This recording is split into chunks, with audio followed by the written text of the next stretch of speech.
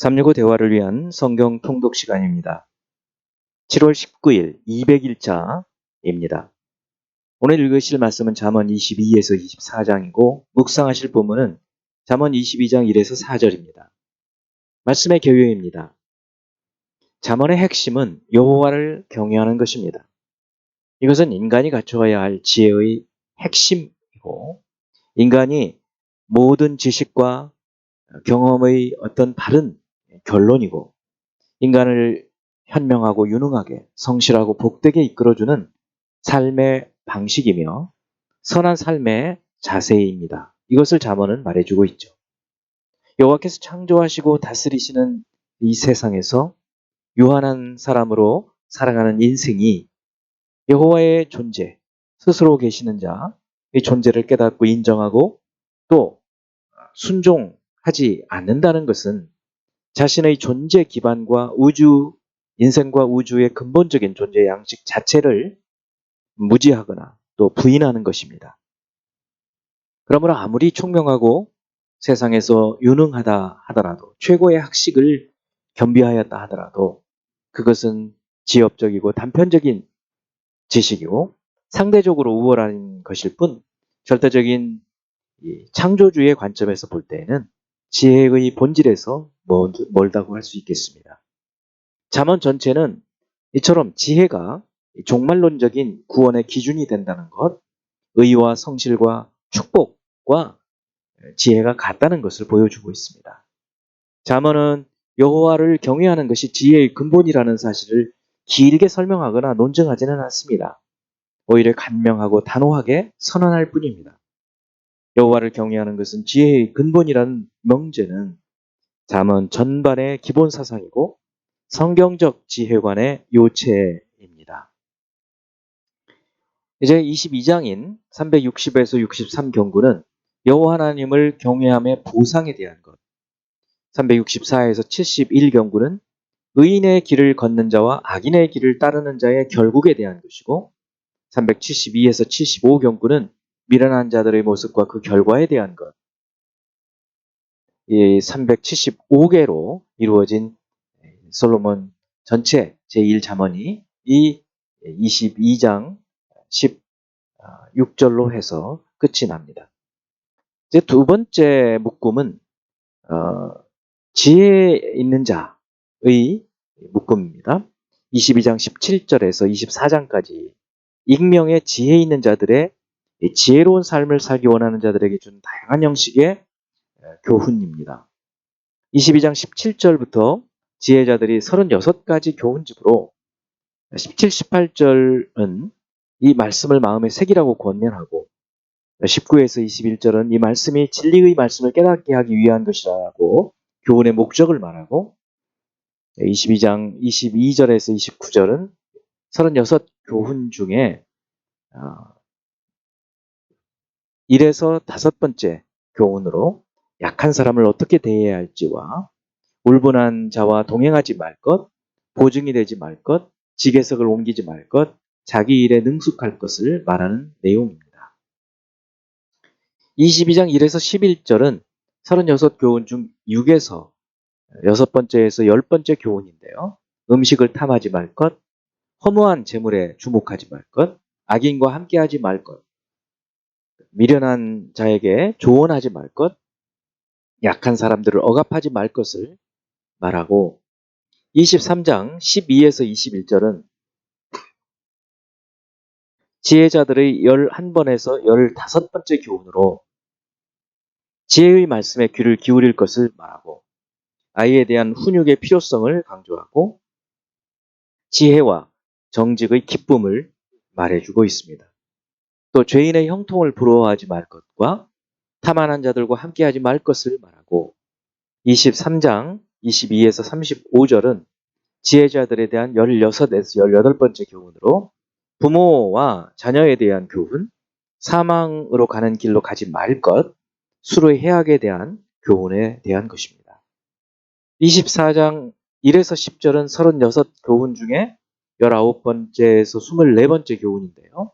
그 내용은 악인의 형통을 부러워하지 말 것, 집을 세우는데 지혜가 유익하다는 것, 전쟁에서 지혜의 유익, 지혜의 고귀함, 사악한 자의 특징, 환난 날에 낙심하지 말 것을 교훈합니다.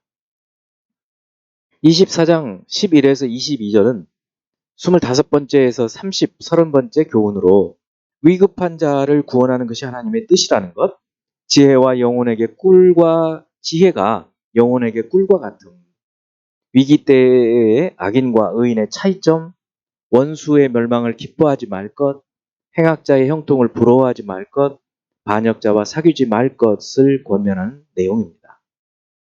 24장 23에서 34절은 지혜자들의 마지막 6가지 교훈인데요.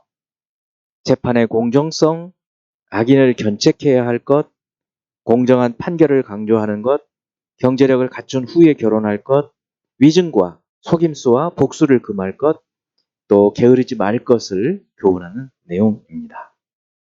이제 예수 그리스도를 닮아가고자 하는 우리의 목표를 향한 여행을 위해서 질문하고 대답하는 시간을 갖습니다. 첫 번째, 잠언 22장 2절. 가난한 자와 부한 자가 함께 살거니와 그 모두를 지으신 이는 여호와이시니라. 자, 함께 산다라는 말은 인생을 살면서 서로 만나고 공존하는 것을 말하죠. 부자와 가난한 자 모두를 하나님께서 지으셨기 때문에 서로를 인정하고 또 하나님께서 자신들을 지으신 창조주이심을 인정하고 살아야 할 것을 의미하는 것입니다. 항상 가난한 자가 있고 부한 자가 있죠. 그러므로 부한 자는 가난한 자를 생각해야 할 것이고 또 가난한 자들은 부한 자들에게 하나님께서 부하게 하셨다는 것을 또 인정하고 자신들도 열심히 살아야 할 것입니다. 두 번째, 22장 13절. 게으른 자는 말하기를 사자가 밖에 있은즉 내가 나가면 거리에서 찢기겠다 하느니라. 사실 이 사람들이 많이 사는 곳에 사자가 나타나는 경우는 거의 드물죠. 이 말은 밖에 나가서 손을 놀려서 무슨 일이든 해야 하는데 전혀 일어날 가능성이 없는 일을 핑계 삼아서 아주 게으른 사람, 이 게으른 사람의 모습을 보여주는 것이죠. 전혀 일어날 일이 없는데도 그런 일이 일어나면 어떡하나, 그래서 나가서 일을 하지 않는 그런 게으른 사람을 빗대어서 하는 말입니다. 세 번째, 23장 4절. 부자 되기에 애쓰지 말고 네 사사로운 지혜를 버릴지어다. 부자가 되기 위해서 지나치게 노동하여 지치지 않도록 하고 또 인생의 목표를 부자가 되는 것으로 삼지 말라는 것입니다. 이 사사로운 지혜라는 것은 이 부자가 되려고 하는 자신의 개인적인 욕망, 스스로의 지혜로 부자가 되려고 지나치게 애쓰는 것, 결국 이것이 죄로 이어지거든요. 참된 부자는 마음이 풍요로운 자이고 또 물질도 하나님께서 우리가 범사의 삶에 충성하면 주님께서 부한 것도 재물도 허락하여 주신다고 했습니다. 이 재물도 하나님께로부터 오는 것이기 때문에 우리는 그것을 인정해야 할 것입니다. 네 번째, 23장 10절. 옛 지게석을 옮기지 말며 고아들의 밭을 침범하지 말지어다. 이 고아들의 밭이라는 것은 이 사회적인 약자를 말하고 고아들의 밭을 침범하지 말라는 말은 오늘날로 말하면 이 사회적 약자를 억압하지 말라는 것이죠. 이스라엘에서는 60년이 돼서 희년이 되면 자기 조상들의 땅을 다시 50년이 되어서 희년이 되면 자기 조상들의 땅을 다시 경작할 수 있게 되었습니다. 그래서 그때 다른 사람의 다른 사람의 땅에 이 지게석을 옮기지 말라는 것이죠. 원래 하나님께서 정해주신 기업, 지경 이것을 옮기게 되면 하나님 앞에 큰 죄를 범하는 것입니다. 그래서 남의 것을 우리가 훔치고 도둑질하지 말 것을 말하는 것을 의미하죠. 오늘날로 말하면은 이제 거대 자본이 골목 상권을 막 침탈하는 이런 경우를 방지하기 위해서 오늘날에 이제 법도 만들고 했는데요. 그런 것들이 어쩌면 이 성경의 이런 그 약한 사람들을 돌아보는 그런 사상에서 비롯된 것이라고 말할 수도 있겠습니다. 다섯 번째, 24장 26절. 적당한 말로 대답함은 입맞춤과 같으니라. 내 일을 밖에서 다스리며 너를 위하여 밭에서 준비하고 그 후에 내 집을 세울지니라. 이 적당한 말로 대답함은 입맞춤과 같으니라.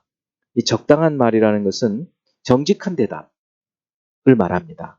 이 재판에서 올바른 판결을 내리는 것은 입맞춤, 진실한 사랑이다. 그래서 올바른 판결이 진실된 사랑임을 말해주고 있고, 내 일을 밖에서 다스리며라는 것은 바깥에서 일을 하는 것이죠. 경제적으로 경제활동을 하는 것을 말합니다. 이처럼 충실하게 경제적인 활동 기반을 다진 후에 내 집을 세우라. 이건 결혼하는 것을 얘기하죠. 충실하게 경제 기반을 세운 후에 결혼하라. 그런 말씀입니다. 뿐만 아니라 이 모든 일을 사전에 준비하고 계획한 후에 하라는 그런 말이죠.